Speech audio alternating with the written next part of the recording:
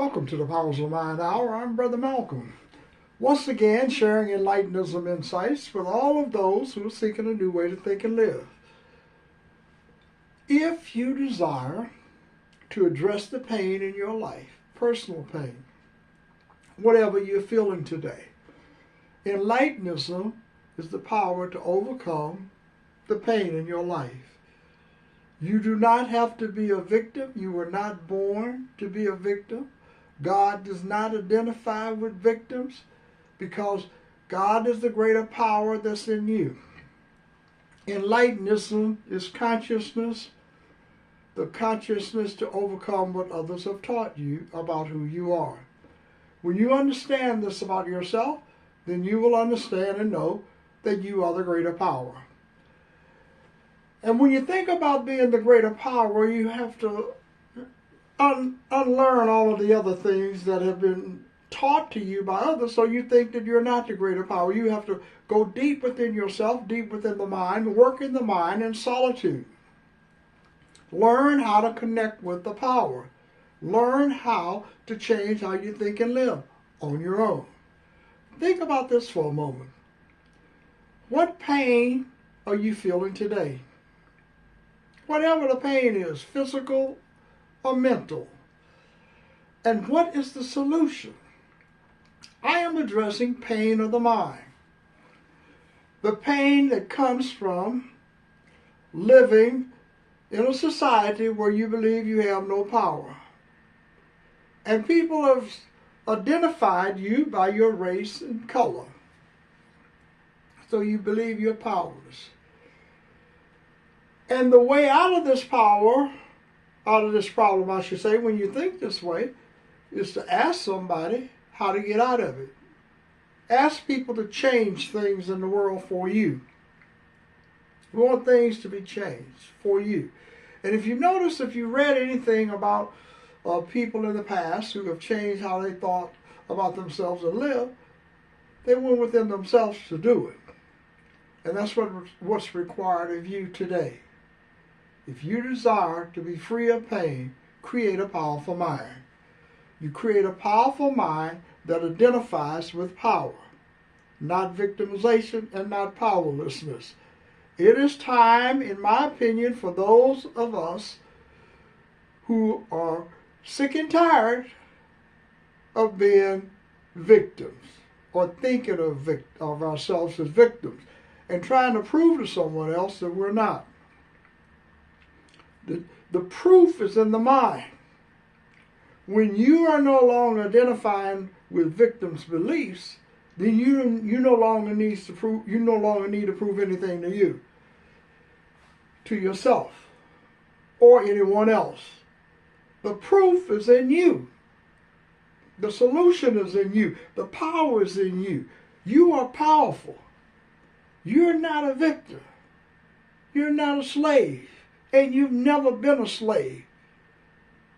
What you have been is someone connected to a slave legacy.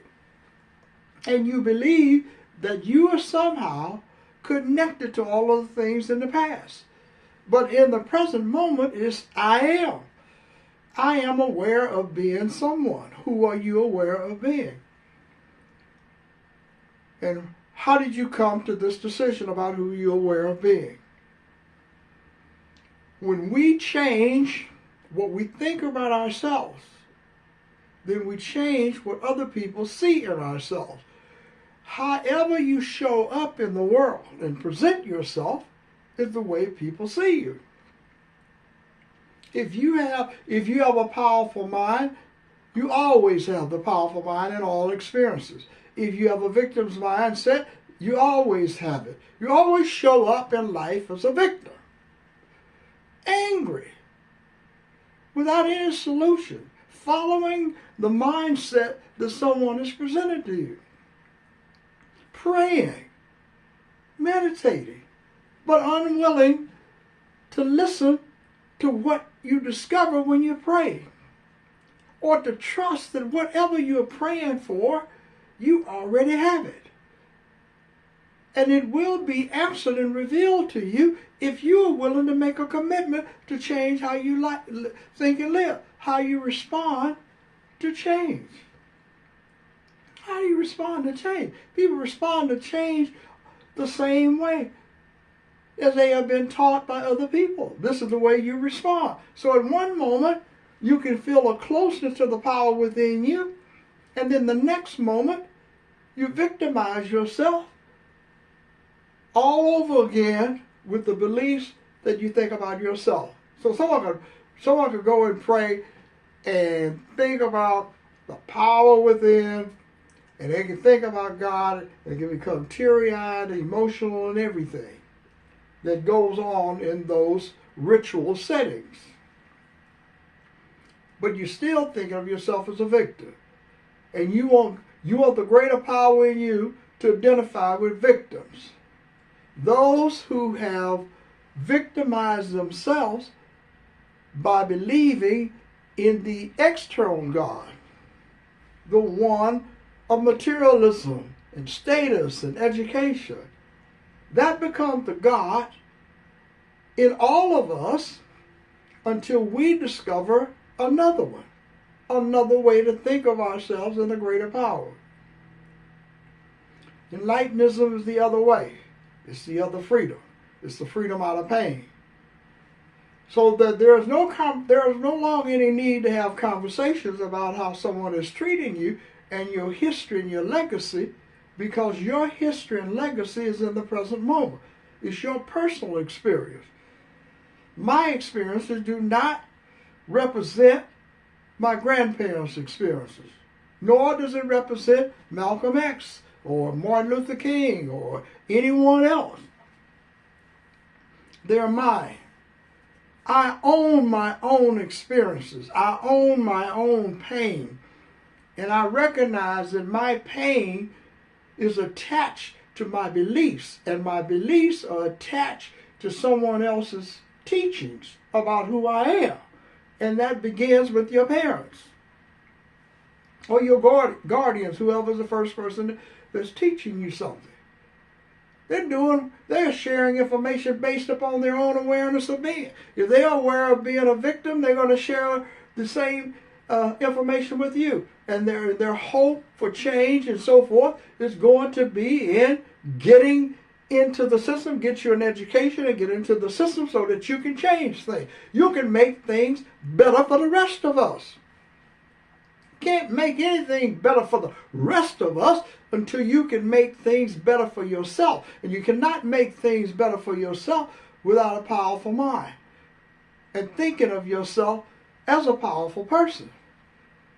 And understanding that education and things that you learn from someone else does not define who you are.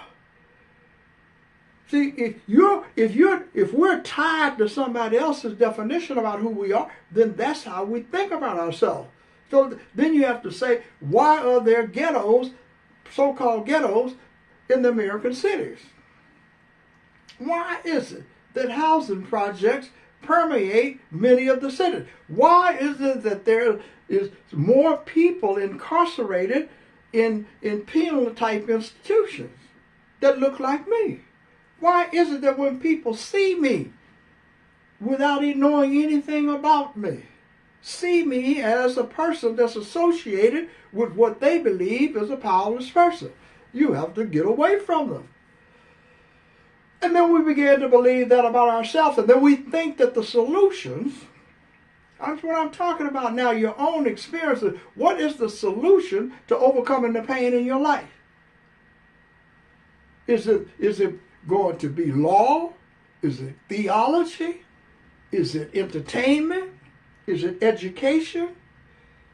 What is going to remove the pain in your life so that you can feel like you are a powerful person, connected to a power greater than the beliefs that you receive from others? It is only when you decide that you have had enough pain in your life that you're now willing to look somewhere else, and someone else being within you, or you're willing to continue to live with the pain, to normalize the pain, to incorporate the pain, and you become like anyone else addicted to anything. If you're addicted to alcohol and you choose not to change, you're going to die from alcoholism or drugs. or anger or anything that you become addicted to in the mind that's victimizing you and you believe is responsible for the pain. Alcohol is not responsible for the pain. It's the mind that's using the alcohol. And if you change the mind so that the mind is no longer dependent upon alcohol to deal with pain in your life, alcohol or drugs, so that you become a society of people that are drugged out, either on chemical drugs or mental drugs or psychological drugs. We've been drugged out in society. Cleanse the mind of toxicity. Cleanse the mind of the pain. Overcome the pain in your life, and you change how you think and live. I'm Brother Malcolm, the Enlightenism prophet, the Enlightenism teacher, the Enlightenism philosopher, doing what I can to change how I think and live, so that I'm no longer thinking of myself as a victim the way that others have defined me in society. I am greater than the person that I am aware of being all the time. And you are too. But to get off of the path, the crowded road of victimization and powerlessness requires you to create a new path, and the new path is in you, and I call it Enlightenism. Have a great day, folks.